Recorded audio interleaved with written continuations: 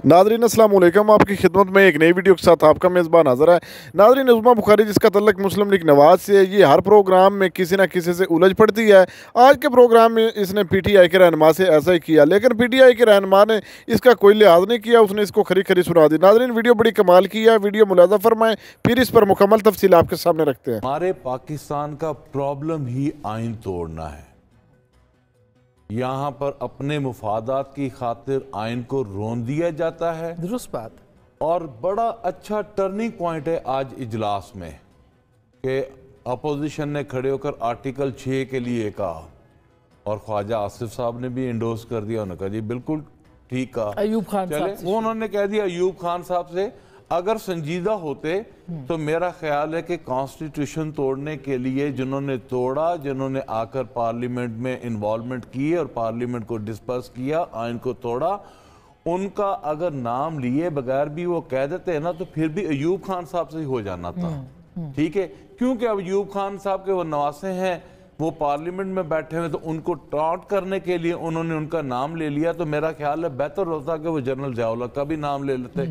ठीक है जी, और जनरल ज़िया-उल हक का नाम लेने के बाद अगले किरदारों का भी नाम ले लिया। आज तक के लिए माफी मांगी है और ख्वाजा आसिफ साहब ने जिस तरह की माफी मांगी है, उसके बाद ये रजीम चेंज के ऑपरेशन के बाद जो डिग्गियों में बैठ के गेट नंबर 4 के जो सैर सपाटे करके आज हुकूमत में जो बैठे हुए हैं वो ये लोग भूल गए। दो मरतबा मुझे एक बात बताएं, जो आपको पता है ना सुप्रीम कोर्ट ने 11 अप्रैल की रात को 10 अप्रैल की रात को क्या ऑर्डर किया था कि आइन तोड़ा गया स्पीकर की जानिब से। आपको वो भी याद होगा जब अदम एतमाद पे वोटिंग नहीं करवाई जा रही थी, वो तो पंजाब में उसके ऊपर अभी सुप्रीम कोर्ट की कोई जजमेंट नहीं आई है। पंजाब में जो हुआ था उसके ऊपर बल्कि उसको सेटल किया अता बंदयाल साहब की कोर्ट ने, अगर आपको याद होगा।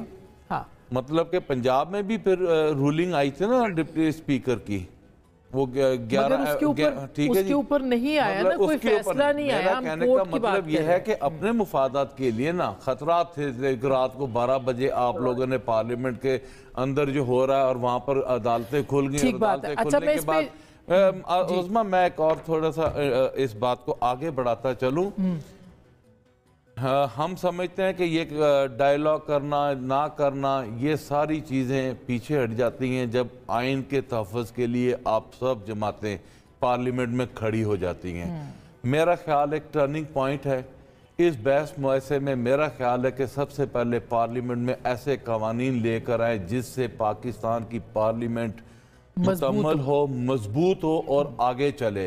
हम अगर ये कहें ना कि सियासी लोग बैठकर डायलॉग्स कर लें तो मेरा ख्याल है कि ये अच्छी बात है। ये आप जैसे डेमोक्रेट तो ये बातें कर सकते हैं, मगर आपकी जमात के लोग कहते हैं हमने पार्लियामेंट में बात ही नहीं करनी, हमने एस्टैब्लिशमेंट से बात करनी। मैं इस बात को फिर मैं दो कॉन्टेस्ट में लेकर जाऊंगा।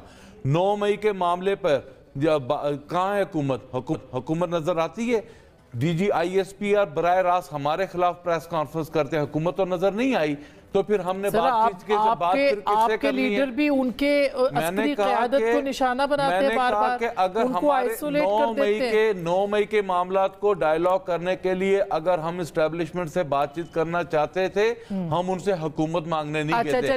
डायलॉग हमारे जब भी होने हैं वो पार्लियामेंट के अंदर रहकर होने हैं। मुज़म्मिल साहब के पास ये आपको क्या लगता है उज़्मा, आइन की वायलेशन हुई है जब इलेक्शन नहीं हुआ खैबर पख्तूनख्वा में और पंजाब के अंदर?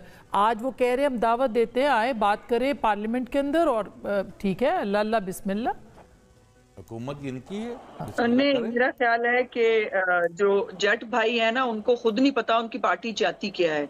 उनकी आधी पार्टी कहती है हमने बात करनी है और बाकी जो है वो कहती है कि नहीं जी इनसे तो बात ही नहीं करनी, हमने तो बात या आर्मी चीफ से करनी है, DGI से करनी है, उससे अलावा तो वो किसी और से बात करना नहीं चाहते। पहले सेटल तो कर लें इन्होंने बात करनी किससे है, पहली बात। दूसरी बात यह है कि देखिए जो उमर अयूब साहब ने बात की, बड़ी अच्छी बात की, लेकिन फिर वही बात है ना, याददाश्त कमजोर है।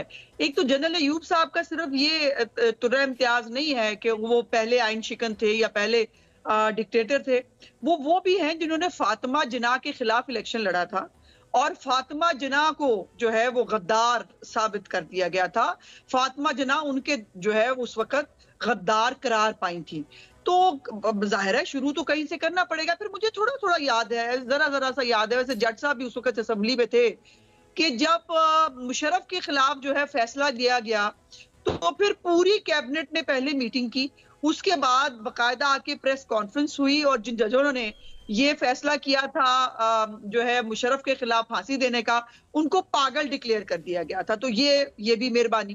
پھر وہ جو آپ نے یاد کرایا ہے وہ بھی ان کی پارلیمنٹ تھی. تو میرے پیارے بھائی, پنجاب اور کے پی کے کی جو اسمبلیاں ہیں, جو عمران خان کی جو ہے وہ صرف اس کے تکبر اور اس کی انا کی تسکین کے لیے توڑی گئی تھی, ان کے اوپر کوئی آئین شکنی کا جو ہے نا وہ نہیں ہے سرٹیفائیڈ. اگر اس ملک میں آئین شکن ہے تو 100 سرٹیفائیڈ ڈکٹیٹرز ہیں, مگر الیکشن 90 دن میں جو ہونے تھے, 90 دن میں الیکشن جو ہونے تھے اس کی بات کی. جی میں ان کو ایک آفر کر رہی ہوں, یہ واقعی آئین سے بہت پیار کرتے ہیں نا, ان کو بہت خیال ہے آئین کا بہت. تو جو فیصلہ ہے 11 اپریل والا, اس کو امپلیمنٹ کرائیں. اس فیصلے کے اندر سرٹیفائیڈ جو آئین شکن ہے وہ عمران خان اور فواد چودھری اور صدر علوی اور اسپیکر صاحب, ان سب کو پہلے سزا دلا دیں.